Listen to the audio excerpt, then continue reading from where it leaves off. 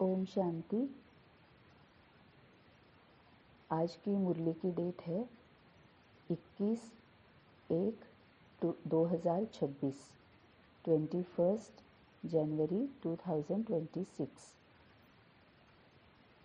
मीठे बच्चे, एक बाप की याद से तुम्हें सुप्रीम बनना है तो भूले चूके भी किसी और को याद नहीं करना। मीठे बच्चे, एक बाप की याद से तुम्हें सुप्रीम बनना है तो भूले चूके भी किसी और को याद नहीं करना।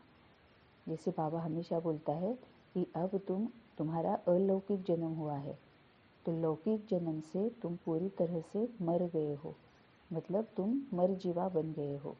जो भी बाबा के पास आने से पहले जो भी तुमने कुछ किया है, जो भी तुम्हारी जीवन थी, है ना, जो भी तुम्हारा जन्म था, वो लौकिक जन्म था, वो शरीर का जन्म था। और जैसे हम शरीर के जन्म से जब छूट जाते हैं, हम देह छोड़ देते हैं, तो हमें याद कुछ भी नहीं रहता है, पिछले जन्म का क्या है हमें कुछ भी याद नहीं है। वैसे ही अब तुम्हारा अलौकिक जन्म हुआ है, तो लौकिक जन्म में जो कुछ भी हो रहा था तुम सब कुछ भूल जाओ, है ना, और सिर्फ मुझे याद करो। अलौकिक जन्म में सिर्फ तुम्हारा और मेरा इतना ही नाता है, और जो कुछ भी अभी तुम देह में रहकर कर रहे हो वो सिर्फ देह से संबंध रख कर करना है, उसके बंधन में बंधना नहीं है। और सबसे इम्पोर्टेंट बात बाबा बार बार हर एक मुरली में बोलता है कि बाप की याद में तुम्हें रहना है। मतलब मुंह से बाबा बाबा बाबा बाबा करने की ज़रूरत नहीं है ना। याद मतलब मन और बुद्धि, मन और बुद्धि में बाबा को रखना है, मन और बुद्धि बाबा की तरफ फोकस रखनी है ना। तो एक बाप की याद से तुम्हें सुप्रीम बनना है, सिर्फ मैं और मेरा बाबा। जैसे लौकिक जन्म में होते हैं ना, हम क्या करते हैं, जैसे ही हमारा जन्म होता है, जैसे ही हमें समझना शुरू हो जाता है, रादर उससे भी पहले सिर्फ हम माँ को जानते हैं, है ना, क्योंकि माँ ही सब कुछ हमारा कर रही होती है। तो वो माँ है, कौन है, क्या है, वो भी हमें समझ में नहीं आता है, बिल्कुल छोटे होते हैं, है ना। लेकिन वही चेहरा हम ज़्यादा देखते हैं, तो माँ ही हमारी दुनिया होती है। माँ ही को देखकर हम शांत रहते हैं, माँ ही को देखकर हम हंसते हैं, है ना। सिवाय माँ के कोई दुनिया नहीं होती है, ना पिता, ना भाई बहन, ना दादा दादी, ना नाना नानी, ना मामा, कोई भी रिश्ता हमारे लिए होता ही नहीं है। सिर्फ माँ ही मेरी हमारी दुनिया होती है। जैसे हम थोड़े थोड़े बड़े होते रहते हैं, 4 महीने, 5 महीने, 6 महीने के हो जाते हैं, धीरे धीरे धीरे फिर क्या होता है, बाकी के जो रिश्ते हैं उनको हम समझने लगते हैं, पहचानने लगते हैं, समझने भी नहीं, उनको हम पहचानने लगते हैं, है ना। और फिर उस वक्त भी हमारा क्या होता है कि उनके साथ हमारा सिर्फ संबंध होता है, बंधन नहीं होता है। माँ अगर नहीं मिलती है उस वक्त, तो फिर हम रोना शुरू कर देते हैं, है ना। कि अगर दादा दादी के पास है, नाना नानी के पास है, छोटा बच्चा अगर मामा के पास है ना, तो अगर उसको माँ दिखाई नहीं देती है तो वो रोने लगता है, वो रहता नहीं है। 1-1.5 साल का बच्चा, 2 साल का बच्चा, है ना, वो सिर्फ माँ ही उसकी दुनिया रहती है, वो रोता रहता है अगर माँ नहीं दिखती है तो, है ना। लेकिन बाकी के जो है वो संबंध उसका रहता है, सबके साथ वो खेलेगा। माँ अगर सामने है तो माँ के साथ रहकर सबके साथ खेलेगा, सबके साथ सबको देखकर हंसेगा, है ना, वो सब कुछ करेगा। वैसे ही बाबा बोलता है कि जब तुम मेरे पास आते हो तो सिर्फ मैं और तुम्हारा रिश्ता सिर्फ मेरे साथ। लेकिन उस वक्त भी क्या है कि बाकियों को देखकर तुम खेल रहे हो, तुम उनके संबंध में हो, लेकिन जुड़े किसके साथ हो, बैक ऑफ द माइंड है कौन तुम्हारे, तुम देखना किसको चाहते हो, सुनना किसकी चाहते हो, बोलना सच में अंदर अंदर की जो बात है वो बोलना किससे चाहते हो, सिर्फ माँ के साथ वैसे जैसे चाहते हो वही तुम्हें मेरे साथ करना है ना। कि अब सिर्फ मैं और तुम मेरी तरफ ही ध्यान दो। जैसे छोटा बच्चा सिर्फ माँ ही उसकी दुनिया होती है, सबके साथ संबंध होता है उसका, है ना, 2-3 साल तक, 4 साल तक, उससे ज़्यादा उसके बाद भी माँ के साथ संबंध, माँ के साथ ही सब कुछ उसका दुनिया होती है। बाकियों के साथ संबंध होता है लेकिन वो बंधन में नहीं होता है ना। भाई नहीं दिख रहा है, दादा दादी नहीं दिख रहे, नाना नहीं दिख रहे हैं, तो वो रोता नहीं है या उनके पीछे जाने का हट नहीं करता है, लेकिन माँ ही उसकी दुनिया होती है। बाबा बोलता है तुम्हें वही मेरे साथ अब करना है, सिर्फ मैं ही तुम्हारी दुनिया हूँ, है ना। बाकी के सभी के साथ तुम्हारा सिर्फ संबंध है, उनके साथ तुम्हें जो भी ड्यूटीज़ है, रिस्पॉन्सिबिलिटीज़ है, वो तुम्हें पूरी करनी है, वो तुम्हें निभानी है। उनके साथ के तुम्हारे अच्छे कर्म है तो उसके अच्छे परिणाम भी तुम्हारे सामने आएंगे, तो उनके साथ खेलना भी है, उनके साथ टाइम भी बिताना है, उनके साथ अच्छी अच्छी बातें भी करना है। लेकिन होना किसके साथ है, मन बुद्धि से किसके साथ होना है, एक मेरा बाबा। तो एक बाप की याद से तुम्हें सुप्रीम बनना है, तो भूले चूके भी किसी और को याद नहीं करना। अब यहाँ पर भी वही होता है ना लौकिक में, कि जो कुछ भी माँ कर रही होती है वही हम सीखते हैं, है ना। पहले पहले तो जब जो माँ बोलती है वो भी हम सीखते हैं, लेकिन ज़्यादातर जो माँ करती है वही हम, उसकी देखा देखी हम वही करते हैं, वही सीखते हैं। क्यों? क्योंकि उसके साथ ही हम उसके ही समीप हम होते हैं, तो उनके समीप होते हैं, माँ के समीप होते हैं, तो माँ के समान बनते जाते हैं, जो माँ करती है वही करते जाते हैं, है ना। तो यहाँ पर भी बाप के साथ रहने से, मन और बुद्धि बाप की तरफ होने से, बाबा के समीप रहने से हमें हमारा मतलब सुप्रीम हम बन जाते हैं, मतलब बाप समान हम बन जाते हैं। अब बाबा से हम क्या सीखेंगे? पूरा ज्ञान, सही ज्ञान, है ना, और शक्तियाँ सभी कैसे लेनी है, कैसे यूज़ करना है, ज्ञान कैसे यूज़ करना है, तो धीरे धीरे हम बाप समान बनते जाएंगे। तो मीठे बच्चे, एक बाप की याद से तुम्हें सुप्रीम बनना है, तो भूले चूके भी किसी और को याद नहीं करना। क्योंकि बाबा कई मूल्यों में बोलता है कि एक सेकंड के लिए भी अगर तुम मुझसे डिस्कनेक्ट हो गए तो तुम्हें भी समझ में नहीं आएगा कि कौन सी माया कितना बड़ा वार करेगी। एक सेकंड भी माया को वार करने के लिए काफ़ी है ना। और भी होता है कि जितना देर हम बाबा के साथ डिस्कनेक्टेड रहते हैं उतना देर हम देह भान में रहते हैं, तो छोटे छोटे कितने ही हमारे विकर्म होते रहते हैं, है ना। तो हम सुप्रीम नहीं बनेंगे। जो हम सुप्रीम बनने आए हैं, संपूर्ण बनने आए हैं, कर्मातीत बनने आए हैं, वो हमें वेल इन एडवांस बनना है, समय रहते बनना है, तभी हमें अच्छा पद मिलेगा। ये सब कुछ चल क्यों रहा है? अच्छा पद पाने के लिए, है ना। अदरवाइज हम इतना क्यों कर रहे हैं? जो भी बाबा बोल रहा है वो हम क्यों कर रहे हैं? अच्छा पद पाना है ना। तो अच्छा पद पाना है तो समय रहते अगर हम जाएंगे, नहीं तो क्या है, धीरे से जैसे होता है वैसा करके अगर हम देर से जाएंगे तो पता नहीं कितने ही अच्छे अच्छे पद जो है, अच्छे अच्छे रोल है, वो पहले ही जा चुके होंगे। तो अच्छा पद अगर हमें लेना है तो हमें समय रहते संपूर्ण बनकर, कर्मातीत बनकर बाबा के पास जाना है, और वो भी सुप्रीम बनकर जाना है, मतलब संपूर्ण कर्मातीत बनकर जाना है ना। तो तभी बाबा बोलता है कि किसी और को भूले चूके भी याद नहीं करना। प्रश्न है, बाप से कौन सी उम्मीद न रख, कृपा मांगने के बजाय अपनी मेहनत करनी है।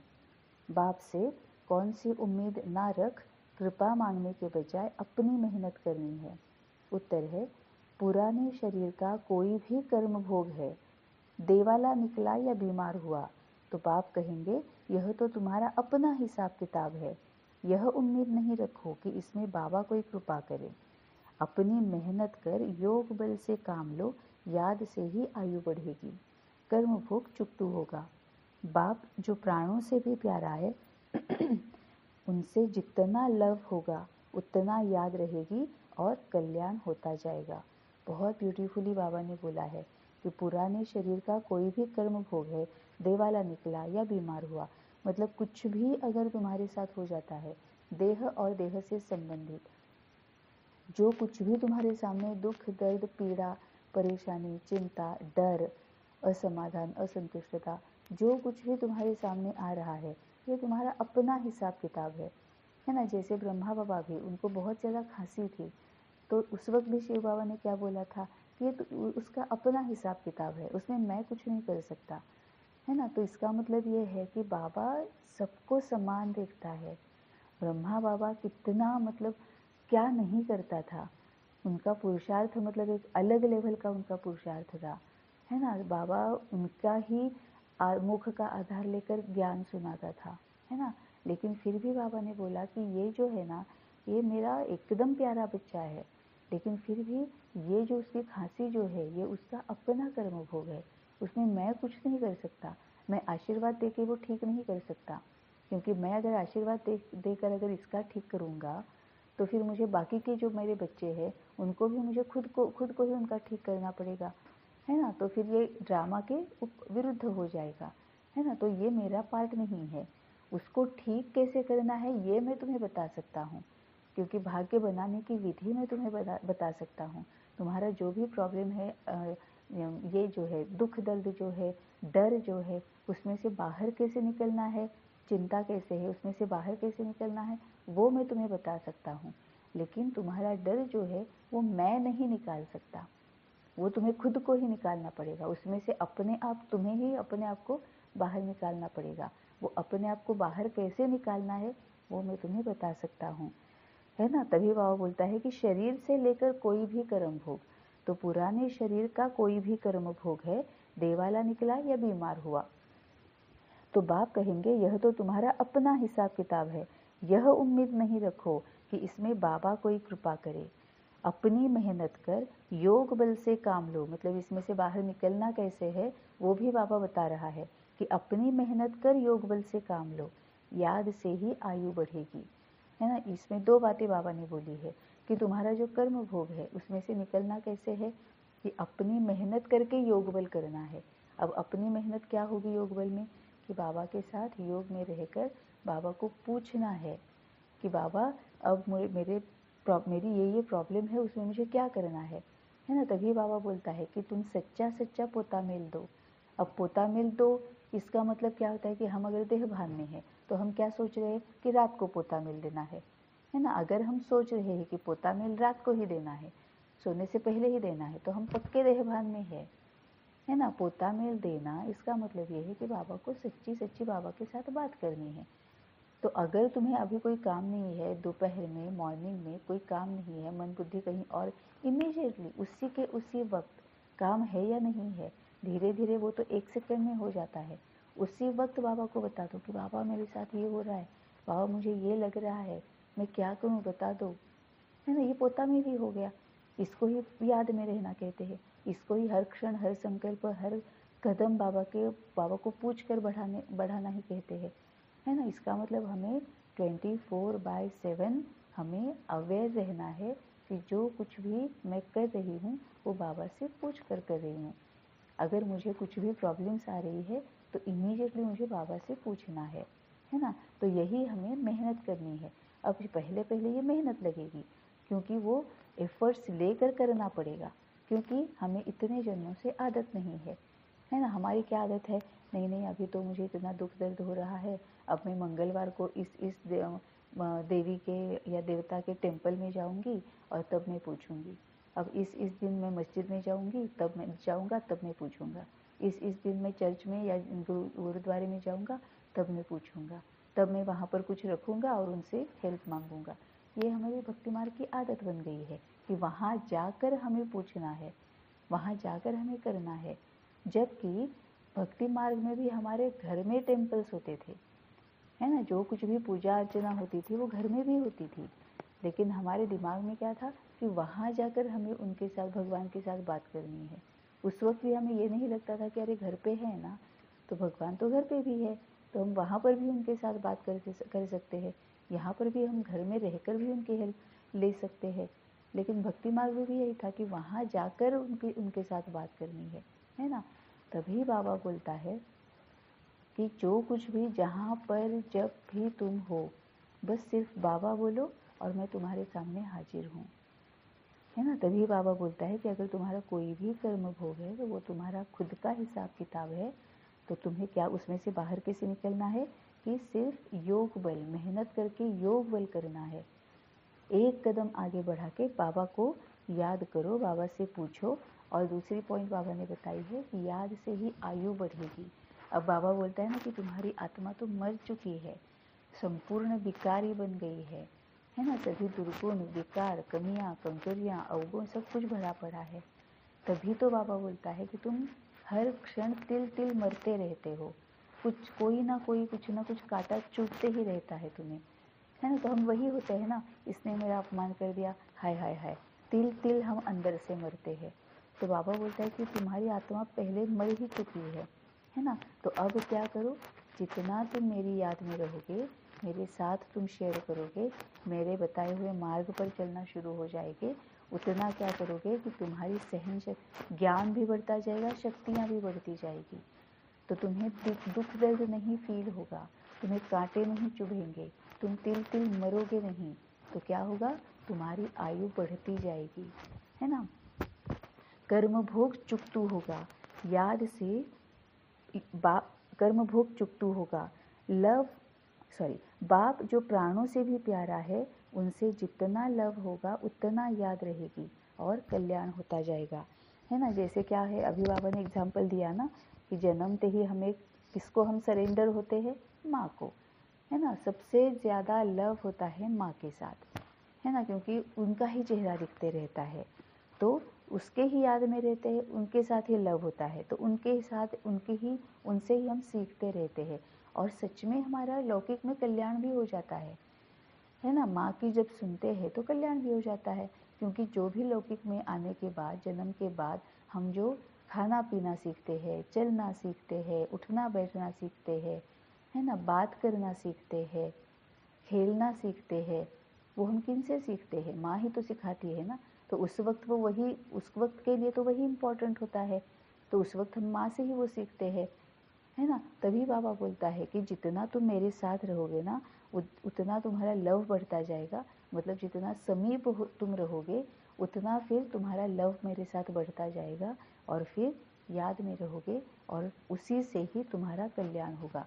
अब कल्याण होगा मतलब क्या है, एक तो हमें ये पता चलेगा कि हम कहाँ पर गलतियाँ कर रहे हैं, दूसरा ये पता चलेगा उस गलती को रोकना कैसे है ना। ये दोनों बातें पता चल जाएगी। तो जब अगर गलतियां ही करना रुक जाएंगे तो हम क्या कर रहे हैं, हमारा अच्छा भाग्य हम लिख रहे हैं। धारणा के पॉइंट्स। पहली पॉइंट है, बाप को बहुत धैर्य, गंभीरता और समझ से याद करना है। याद एक्यूरेट हो तो बाप की करंट मिलेगी, आयु बढ़ेगी, हेल्दी बन जाएंगे।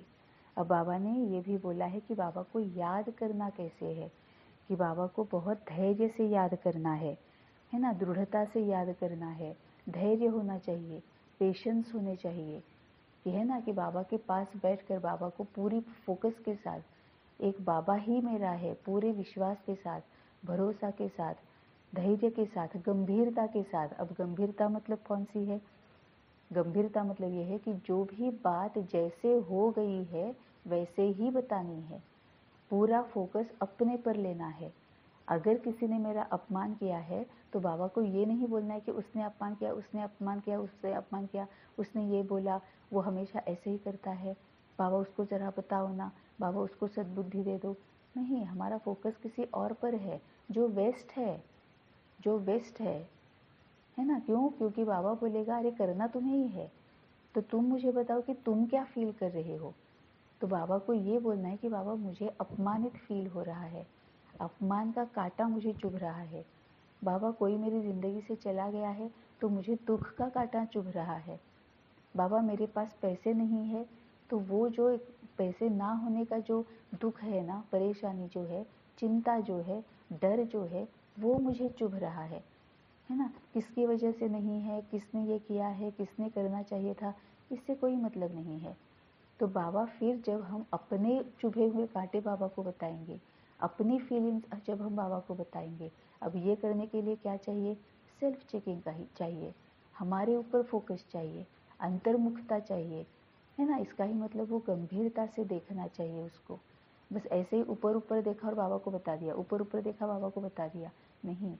जब हम इस तरह से गंभीरता से वो लेते हैं, सीरियसली अपने आप को चेक करते हैं, अपनी फीलिंग्स को समझते हैं और बाबा को सही सवाल पूछते हैं, जैसे अभी है ना कि वो चैट जीपीटी है, मेटा है, वो एआई है, जेमिनाई है, पता नहीं काफ़ी सारे आर्टिफिशियल इंटेलिजेंसेस है ना। उनको हम जो पूछते हैं वह उसके हिसाब से वो बताता है, हमें आंसर जो है वो उसके हिसाब से बताता है।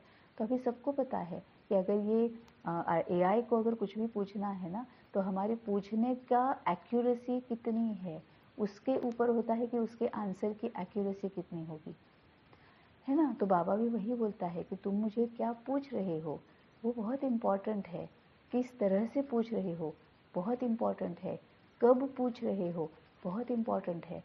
हम अगर देहभान में रहकर अगर यही सोच रहे हैं कि नहीं नहीं मैं पोता मिल में ये बाबा को बता दूंगी, बाबा तब तक हम भूल भी जाएंगे, तब तक उसकी जो इंटेंसिटी है वो भी शायद उतनी नहीं रहेगी।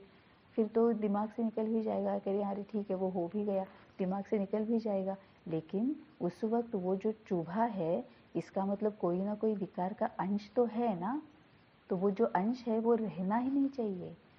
उसी टाइम बाबा को बता दो कि बाबा मुझे ये ऐसे ऐसे फील हो रहा है ना, कम से कम उसको बता ही तो दो।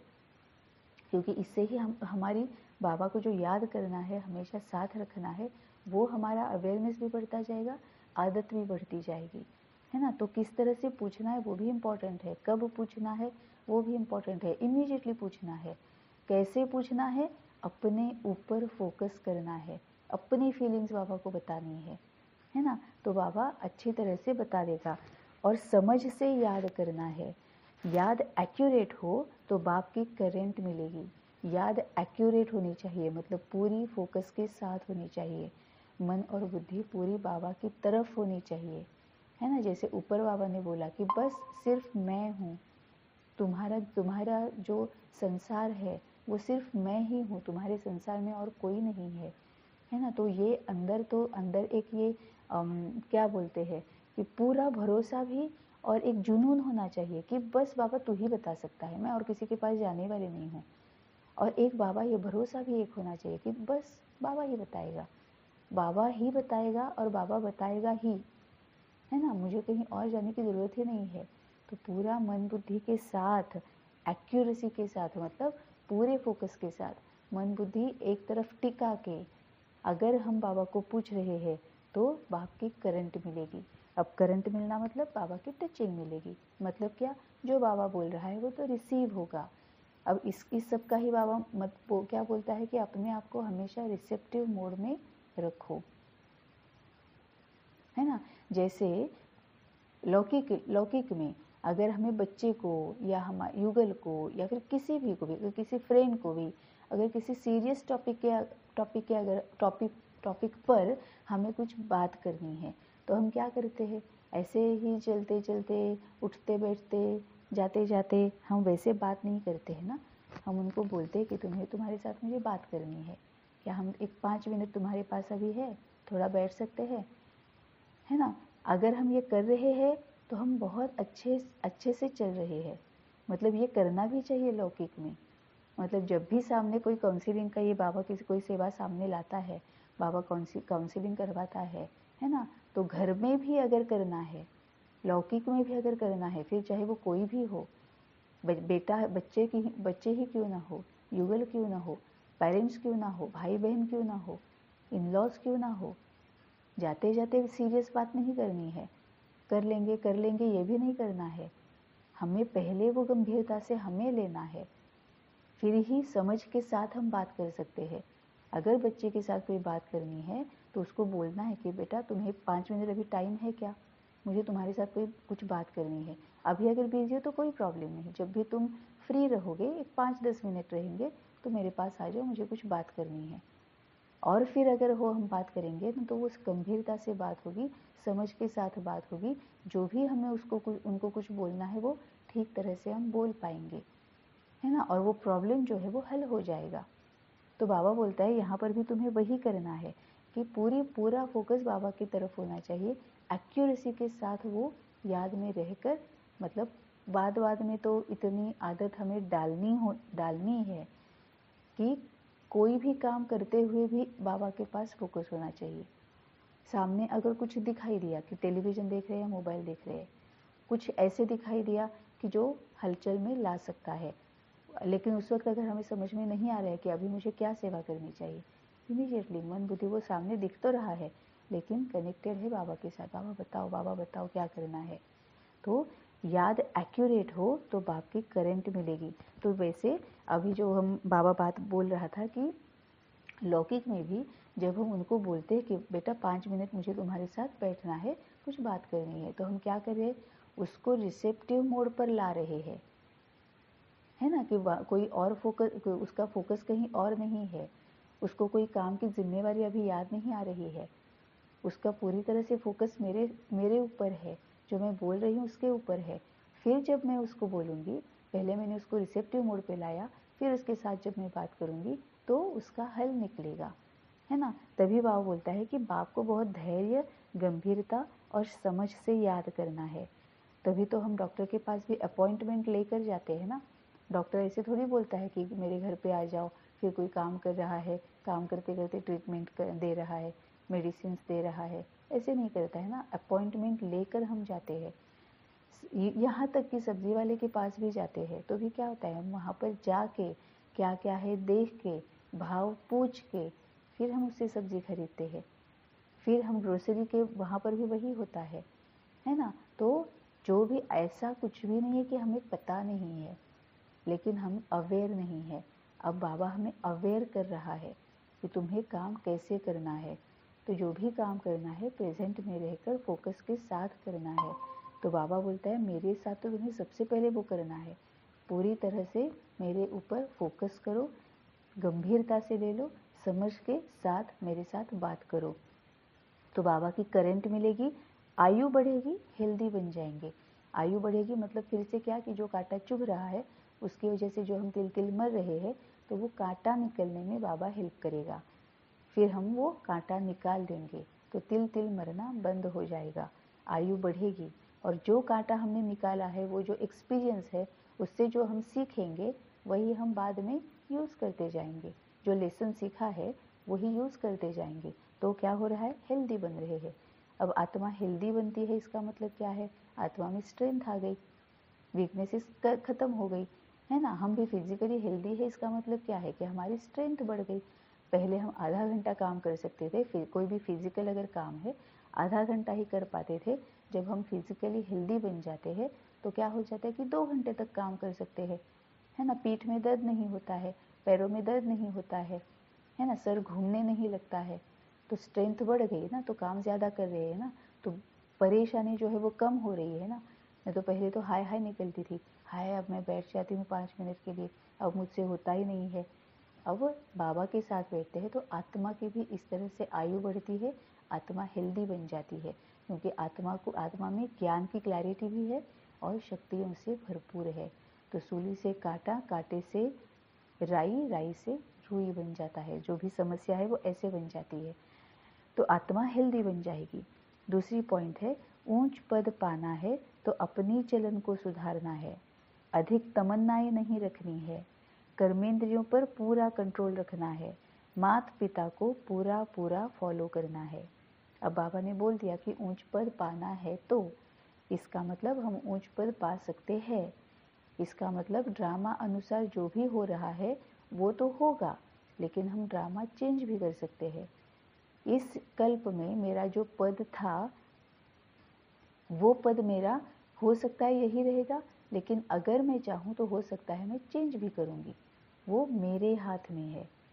हो सकता है कि अभी मैंने वही पद अगर मैंने चूज़ किया है अगले कल्प के लिए भी, तो भी हो सकता है कि इस कल्प में मैंने वो पद जिस तरह से मेरा रोल प्ले किया है उससे और कई गुना ज़्यादा अच्छे से मैं अगले कल्प में यही रोल प्ले कर सकती हूँ, है ना। जितने संस्कारों को मैं अंदर तक अपना नेचुरल नेचर बनाऊंगी, उतना मैं अपने आप का पद भी बढ़ा रही हूँ, और वो जो क्वालिटी जो है ना लाइफ की, वो भी और अच्छी बना रही हूँ। तो ऊंच पद पाना है तो अपनी चलन को सुधारना है। अब ये सबसे पहले आत्मा के लिए लेना है। अब आत्मा की चलन मतलब क्या है, कि वो संस्कारों को यूज़ करिए या विकारों को यूज़ करिए, वो गुणों को यूज़ करिए, दुर्गुणों को यूज़ करिए, है ना। तो वो राम के मार्ग पर चल रही है, रावण के मार्ग पर चल रही है ना। कौन से गुण वो यूज़ करिए, कौन सी शक्तियाँ यूज़ कर रही है, विकारी शक्ति यूज़ करिए, संस्कारी शक्ति यूज़ कर रही है ना। शक्ति मतलब क्या है, हमारे पास जो सत्ता है उससे ही हमें शक्ति मिलती है। हमारा रंग है, रूप है, पर्सनालिटी है, पावर है ना। मैं अगर किसी ऊंचे पद पर अगर मैं लौकिक में काम कर रही हूँ तो वो भी तो मेरी शक्ति बन जाती है ना, मेरी सत्ता मेरी शक्ति बन जाती है ना। या फिर मेरी आयु भी है, है ना, कि अगर मेरी आयु ज़्यादा है, घर में अगर मेरे से छोटी उम्र के लोग हैं, है ना, और मेरी उम्र अगर बढ़ी है तो वो भी तो मेरी शक्ति बन जाती है, वो भी मेरी सत्ता बन जाती है, सत्ता मेरी शक्ति बन जाती है। वो मैं कैसे यूज़ कर रही हूँ, है ना, वो मैं राम की तरह यूज़ कर रही हूँ या रावण की तरह यूज़ कर रही हूँ। रावण के पास भी तो पावर थी, शक्तियाँ थी, लेकिन वो यूज़ कैसे कर रहा था, और राम के भी पास पावर थी और शक्तियाँ थी, वो कैसे यूज़ कर रहा था, है ना। तो ऊंच पद पाना है तो अपनी चलन को सुधारना है कि आत्मा जो है वो कौन से गुण, कौन से संस्कार, कौन सी शक्तियाँ और ज्ञान किस तरह से यूज़ कर रही है। ज्ञान तो टेररिस्ट के पास हमसे ज़्यादा होता है ना, छोटी छोटी छोटी बातों के लिए। और कितना मतलब कितना उनके पास भी ज्ञान ही तो है ना। किसी को दुख देना है, वो एक्सट्रीम लेवल पर अगर हम किसी को दुख दे रहे हैं तो वो भी तो ज्ञान के सिवाय दे ही नहीं सकते। लॉयल्टी उनके पास हमसे ज़्यादा है, क्योंकि उनके जो आका होते हैं या उनको जो बताने वाले होते हैं, उनके जो लीडर होते हैं, उनकी लॉयल्टी उनके तरफ इतनी होती है कि मरने के लिए तैयार हो जाते हैं, है ना। तो लॉयल्टी उनके पास भी है, शक्तियाँ उनके पास भी है, ज्ञान उनके पास भी है, लेकिन वो यूज़ किस तरह से कर रहे हैं। क्या वो गलत कर रहे हैं? बिल्कुल नहीं, क्योंकि उनका वही पार्ट है, उनका वही रोल है ना। तो हमारा रोल क्या है, हमारा पार्ट क्या है, वो हमें पहले समझना है, और फिर हमारे पास जो शक्तियाँ हैं, गुण है और ज्ञान जो है वो उसी तरह से यूज़ करना है। तो हमें डिसाइड करना है कि मेरा ज्ञान, मेरी शक्तियाँ, मेरे गुण मुझे किसी को दुख, दर्द, परेशानी, चिंता, भय ये देने के लिए यूज़ करने हैं, या सुख, शांति, समाधान, संतुष्टता, है ना, आनंद ये देने के लिए यूज़ करने हैं, है ना। तो वो हमें पहले अच्छी तरह से समझना है। तो यही आत्मा की चलन है, यही अवेयरनेस है। तो ऊंच पद पाना है तो अपनी चलन को सुधारना है, अधिक तमन्नाएं नहीं रखनी है। बाबा जैसे बोलता है ना कि तुम्हारा ना लॉयल रूप में माया आ जाती है। हम तमन्ना, है ना, या फिर ऐसे अच्छे अच्छे वर्ड्स हम बोलते हैं और फिर क्या होता है, उसमें हम अटक जाते हैं। क्योंकि तमन्ना कहो, अपेक्षाएं कहो, आशाएं कहो, इच्छाएं कहो, है तो वो कामना ही। कामना, क्रोध, लोभ, मोह, उससे विकारों की माला ही शुरू हो जाती है, विकारों की वो क्यों ही शुरू हो जाता है। तो अधिक तमन्नाएं नहीं रखनी है, मतलब अपेक्षाएं नहीं रखनी है। कर्मेंद्रियों पर पूरा कंट्रोल रखना है। मैं क्या देख रही हूँ, क्या सुन रही हूँ, क्या पढ़ रही हूँ, क्या बोल रही हूँ, है ना, मन बुद्धि कहाँ पर फोकस कर रही हूँ। तो कर्मेंद्रियों पर पूरा कंट्रोल रखना है, क्योंकि ये जो मैं देख, पढ़, सुन, बोल रही हूँ उसी के ऊपर मेरे संकल्प डिपेंडेंट होंगे, उसी हिसाब से, उसी पर आधारित, उसी क्वालिटी के, उसी स्टैंडर्ड के मेरे संकल्प होंगे। और मेरा संकल्प ही मेरी किस्मत है, क्योंकि संकल्प, एक एक संकल्प क्रिएट करना ये आत्मा का कदम है। आत्मा एक एक संकल्प के साथ आगे आगे बढ़ती जाती है, क्योंकि हर एक संकल्प हमारे सामने कभी ना कभी प्रत्यक्ष हो जाता है।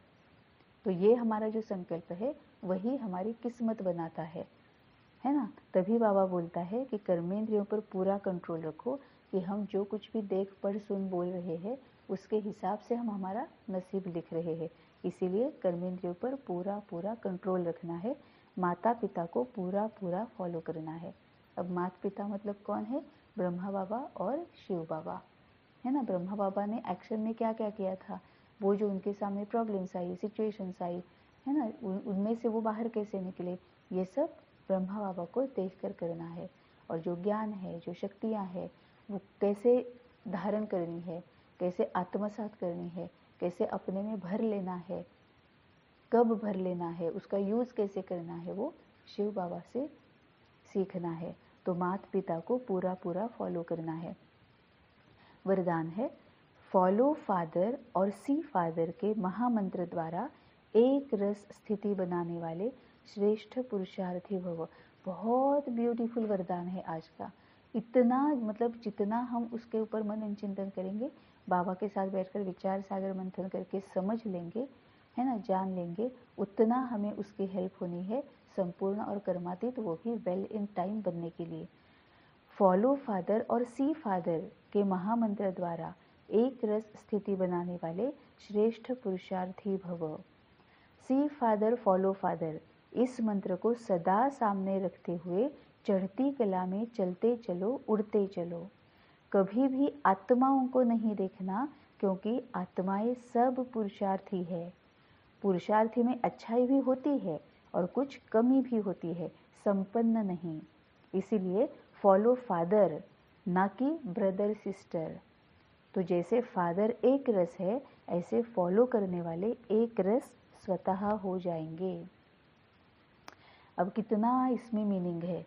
हमारी सभी गलतियां अगर हम अच्छी तरह से इसको समझ लेंगे ना और अपने आप को चेक करेंगे ना, तो हमारी सभी गलतियां कि इतने सालों से बाबा के पास हूँ फिर भी मुझ में चेंजेस क्यों नहीं आते हैं, है ना। ये अपने आप में हमें अपने आप को समझ में आ जाएगा कि एग्जैक्ट गलती कहाँ पर हो रही है, कहाँ पर बाबा जो बोल रहा है ना कि तुम्हारी याद एक्यूरेट होनी चाहिए, वो एक्यूरेसी कहाँ पर नहीं है और क्यों नहीं है ना, और फिर वो कैसे आएगी, ये बाबा ने इसमें बता दिया है। सी फादर फॉलो फादर, इसका मतलब है कि एक बाबा को ही देखो और बाबा के बताए हुए रास्ते पर बाबा के पीछे पीछे ही चलो। बाबा को ही देखो और बाबा के पीछे पीछे ही चलो। इस मंत्र को सदा सामने रखते हुए चढ़ती कला में चलते चलो उड़ते चलो, है ना। एक बाबा को ही देखना है और जो बाबा बोलता है वही करना है। कभी भी आत्माओं को नहीं देखना, क्योंकि आत्माएं सब पुरुषार्थी है। पुरुषार्थी में अच्छाई भी होती है और कुछ कमी भी होती है, संपन्न नहीं, है ना। तो बाबा बोलता है, आगे भी बाबा ने बोला है, इसीलिए फॉलो फादर, ना कि ब्रदर सिस्टर। अब बाबा ने पूरा क्लियर किया कि हर एक मुरली में बाबा बोलता है कि follow father follow father follow father, है ना। मुरली का शुरुआत ही वैसे हो जाती है कि सिर्फ मुझे याद करना है, एक मेरे बताए हुए मार्ग पर चलो, है ना। जहाँ पर लौकिक में जो फॉलो करना है वो ब्रह्मा बाबा को देखो, है ना। आत्मा के लिए करना है तो मुझे देखो। बाबा ने कभी किसी भी मुरली में नहीं बोला है कि तुम्हारे जो भी तुम्हारे बड़े ज्ञान में चलने वाले बड़े भाई बहन हैं उनको फॉलो करो या उनको देखते रहो, कभी नहीं बोला है ना। उल्टा बाबा ने क्या बोला है कि उनको अगर देख रहे हो और उनके अगर कमियां ही तुम्हें नजर आ रही है तो उनकी तरफ ध्यान मत दो, है ना। तो आज बाबा ने क्लियरली बताया कि तुम क्या कर रहे हो। और हमें यही होता है ना कि हम एक के बाद एक, एडवांस टेक्नोलॉजी है हमारे हाथ में, एक बटन दबाया तो पता नहीं कितने सारे ऐसे सामने आत्माएं आती है, श्रेष्ठ श्रेष्ठ महान आत्माएं सामने ऐसे आती है जो बाबा का ज्ञान बहुत ब्यूटीफुली एक्सप्लेन कर रहे होते हैं, है ना। ये भी ऐसे भी होता है कि हम जहाँ पर मतलब कई सारे ज्ञान में कई सालों से चलने वाले भाई बहन हमारे सामने होते हैं, हम उनको देखते हैं वो क्या कर रहे हैं कैसे कर रहे हैं, है ना। तो बाबा बोलता है कि उनको फॉलो नहीं करना है ना, उनको रिगार्ड देनी है, उनकी रिस्पेक्ट रखनी है, वो तो हर एक आत्मा की रखनी है, लेकिन फॉलो किसको करना है, सिर्फ और सिर्फ फादर को।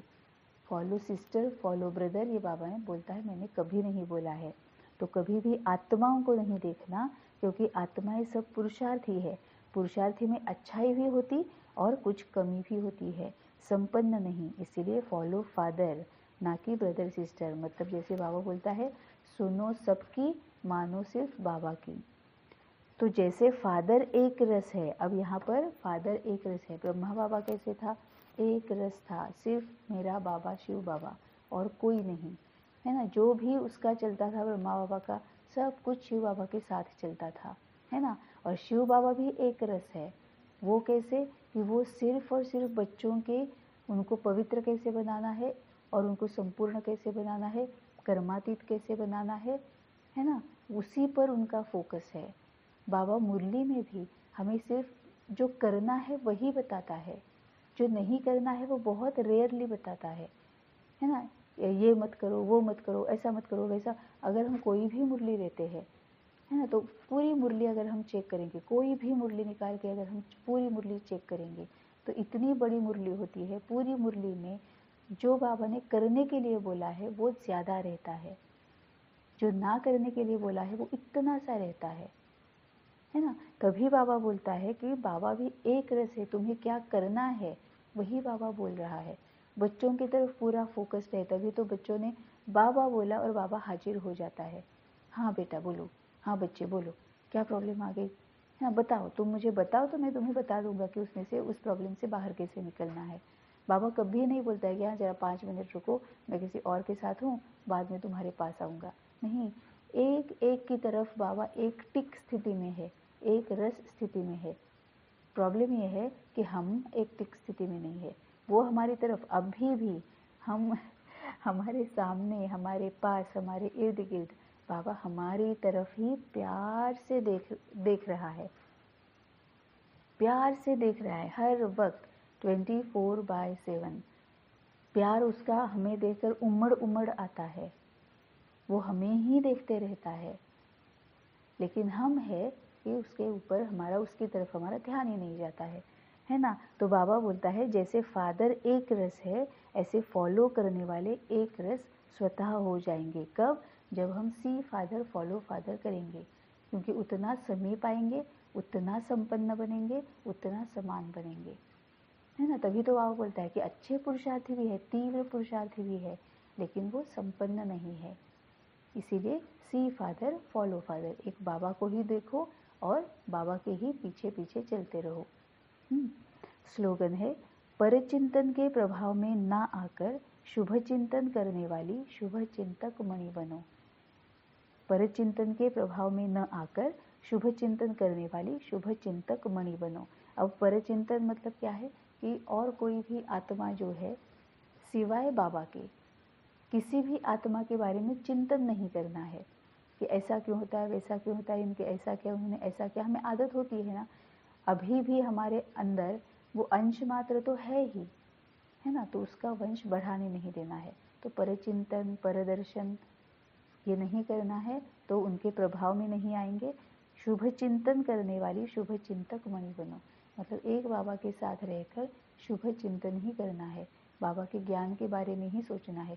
जैसे बाबा सोचता है ना, इस आत्मा में संस्कारों को, शक्तियों को कैसे भरना है, इस आत्मा को ज्ञान कैसे देना है, इसको निमित्त बनाओ या उसको निमित्त बनाओ, मोबाइल को निमित्त बनाओ या टेलीविज़न को निमित्त बनाओ, किसी देहधारी को निमित्त बनाओ या किसी प्राणी को निमित्त बनाओ, इसके ही पास्ट एक्सपीरियंस इसको याद दिलाऊं या क्या करूं। हमेशा बाबा उसी के बारे में सोचता रहता है और कुछ ना कुछ करके वो हम तक पहुंचाता रहता है कि सही ज्ञान क्या है, तुम्हें सही मार्ग पर कैसे चलना है, सही मार्ग कौन सा है, ये बताते रहता है ना। तो बाबा बोलता है तुम्हें भी वही करना है।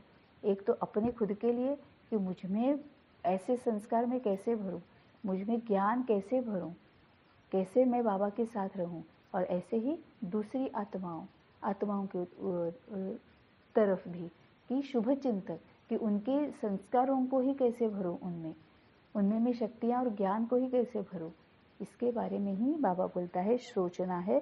तो शुभ चिंतन करने वाली शुभ चिंतक मणि बनो। अव्यक्त इशारे, जैसे और स्थूल वस्तुओं को जब चाहो तब लो और जब चाहो तब छोड़ दो, वैसे देह के भान को जब चाहो तब छोड़कर देही अभिमानी बन जाओ। यह प्रैक्टिस इतनी सरल हो जितनी कोई स्थूल वस्तु की सहज होती है। रचयिता जब चाहे रचना का आधार ले, जब चाहे तब रचना के आधार को छोड़ दे, जब चाहे तब न्यारे, जब चाहे तब प्यारे बन जाए, इतना बंधन मुक्त बनो। जैसे और स्थूल वस्तुओं को जब चाहो तब लो, जब चाहो तब छोड़ दो, है ना। पूरा लाइफ हम जो भी हमारी स्थूल जो हमारी वस्तुएं हैं, है ना, उनको हमारे ऊपर होता है, हमारे मन पर होता है कि कब किसका उपयोग करना है, कब किसका उपयोग नहीं करना है। तो बाबा बोलता है देह भान को भी जब चाहो तब छोड़कर देही अभिमानी बन जाओ। अब इसमें सार रूप में अगर देखना है तो बाबा सबसे पहले आत्मा को ये बोल रहा है कि सबसे पहले तुम आत्मा रचता हो, तो सबसे पहले तो तुम ये सोचो कि तुम्हारी सबसे बड़ी, सबसे इम्पॉर्टेंट रचना क्या है। उस पर अगर तुम ध्यान दोगे तो बाकी का आगे वाला जो छोड़ना पकड़ना ये जो है ना, वो तुम्हें समझने में और फॉलो करने में आसान हो जाएगा। तब बाबा सबसे पहले जब आत्मा को रचता बोलता है तो आत्मा की सबसे पहली रचना है संकल्प, क्योंकि वही रचना है जिसके आधार पर हमारा बोलना भी होता है, करना भी होता है। हमारी किस्मत उस पर है, हमारा भाग्य उस पर है। सौभाग्य है या दुर्भाग्य है। तो हमारी सबसे पहली आत्मा की रचना है संकल्प। तो जब हम संकल्पों पर ध्यान देते हैं, बाबा को पूछकर संकल्प क्रिएट करते हैं, सोच समझकर सोचते हैं, है ना, तभी हम बंधन मुक्त बन जाएंगे। क्योंकि जो हमारी संकल्प जो रचना है ना, उसी से ही सृष्टि बनती है ना। पुराणों में भी बोला है कि ब्रह्मा ने संकल्पों से सृष्टि रचाई, है ना, क्योंकि संकल्प करते हैं वैसे वैसे होते जाता है। तो यह प्रैक्टिस इतनी सरल हो जितने कोई स्थूल वस्तु की सहज होती है। मतलब जैसे कल की मुरली में बाबा ने बोला था कि संकल्पों पर पूरा ध्यान होना चाहिए। कि मैं हर ट्रैफिक कंट्रोल भी बाबा बोलता है ना कि हर घंटे के बाद वो अलार्म लगा के रखो, वो रिमाइंडर लगा के रखो। हर एक घंटे के बाद जब अलार्म जब हो जाएगा, तब हम क्या करते हैं, इमीडिएटली जो भी काम है वो छोड़ देते हैं और बाबा की याद में। तो जो भी 10 सेकेंड्स, 5 सेकेंड्स, 15 सेकेंड्स, पता नहीं, बाबा की तरफ फोकस उतना ही रहता है। हमारी कैपेसिटी अभी भी उतनी ही है। ऐसा नहीं होता कि पूरा का पूरा मिनट बस कोई और संकल्प क्रिएट किए बिना हम बाबा को एक टिक स्थिति में रहकर देख रहे हैं। ऐसा अभी तक नहीं होता है ना। तो बाबा उस वक्त जो ट्रैफिक कंट्रोल में भी जब हम बाबा की याद में रहते हैं, साथ साथ बाबा ये भी कहता है कि ये भी सोचो कि अब तक मैं क्या सोच रहा था, अब तक के मेरे संकल्प किस क्वालिटी के थे। मैं व्यर्थ सोच रहा था, निगेटिव सोच रहा था, या बहुत अच्छा कुछ सोच रहा था, है ना। तो ये देखो, परखो और अपने आप को चेंज करो कि नहीं नहीं नहीं, अभी मैं कुछ गलत सोच रहा था, कुछ वेस्ट सोच रहा था, व्यर्थ चल रहा था। अब मुझे वो ये जो होता है ना, शक्तिशाली कुछ जो है, पॉजिटिव कुछ जो है, बाबा के ज्ञान का कुछ जो है, वो मुझे सोचना है। तो ट्रैफिक कंट्रोल में भी बाबा वही बोलता है कि तुम्हारे संकल्पों के ऊपर ध्यान दो। और वो बाबा बोलता है कि जितना स्थूल वस्तुओं को हम सहज छोड़ सकते हैं, तो संकल्प हमारी रचना है। तो उसको हमें चैनलाइज कैसे करना है, वो हम डिसाइड करेंगे, क्योंकि वो हमारी रचना है। तो कौन सा संकल्प करना है, किस संकल्पों को छोड़ना है। क्योंकि अब कुछ संकल्प तो ऐसे होते हैं कि वो हमारा नेचुरल नेचर ही बन गए होते हैं, क्योंकि इतने जन्मों से व्यर्थ और निगेटिव क्रिएट करने की हमें आदत पड़ चुकी है ना। तो वो नेचुरली कभी कभी ऐसे हो जाता है कि वेस्ट और व्यर्थ आ जाता है, वेस्ट और निगेटिव आ जाता है, लेकिन वो हमारी रचना है, हम रचता है उसको। तो हमारे पूरा कंट्रोल उसका हमारे हाथ में है, उसको यूज़ करना है कि कौन से संकल्प क्रिएट करने हैं, देह भान से कैसे छूटना है, देही अभिमानी कैसे बनना है। क्योंकि देह भान में रहना, देही अभिमानी बनना, ये शारीरिक कुछ भी नहीं है ना, ये देह से संबंधित है ही नहीं कुछ, ये सब कुछ आत्मा से संबंधित ही है। हम देह भान में है, इसका मतलब क्या है, देह थोड़ी ना किसी भान में रहेगा। भान में रहने वाली तो आत्मा ही है, मतलब मन बुद्धि ही है। तो देह भान में रहना है, देह भान को छोड़ना है। ये कैसे करना है, हमारे संकल्पों पर, आत्मा पर, मन बुद्धि पर डिपेंडेंट है ना। तभी बाबा बोलता है कि हमारे मन में इतनी स्ट्रेंथ होनी चाहिए। क्योंकि क्या है कि अगर बच्चा कैरी करना है तो यूट्रस में भी उतनी स्ट्रेंथ होनी चाहिए ना। अगर यूट्रस में अगर स्ट्रेंथ है तो बहुत अच्छे से प्रेगनेंसी, डिलीवरी सब अच्छे से हो जाता है ना। अगर मन में उतनी स्ट्रेंथ है, तो मन में स्ट्रेंथ जितनी ज़्यादा होगी, उतने अच्छे अच्छे पावरफुल संकल्प हम होल्ड कर सकते हैं, पावरफुल संकल्प हम पाल सकते हैं, है ना। और उतना हम वो व्यर्थ जो है, वो निगेटिव जो है, वो निकाल सकते हैं। तो ये संकल्प, ये हमारी रचना है, तो उसके ऊपर हमारा कंट्रोल, पूरा कंट्रोल होना चाहिए। ऐसे नहीं कि मन कुछ भी सोच रहा है और चल रहा है, ऐसे नहीं, है ना। तो बाबा बोलता है कि रचयिता जब चाहे रचना का आधार ले, जब चाहे तब रचना के आधार को छोड़ दे, जब चाहे तब न्यारे, जब चाहे तब प्यारे बन जाए, इतना बंधन मुक्त रहो। मतलब हमारे संकल्प भी जो है, बाबा के साथ रहकर सोच समझ कर ही क्रिएट करने हैं। ओम शांति।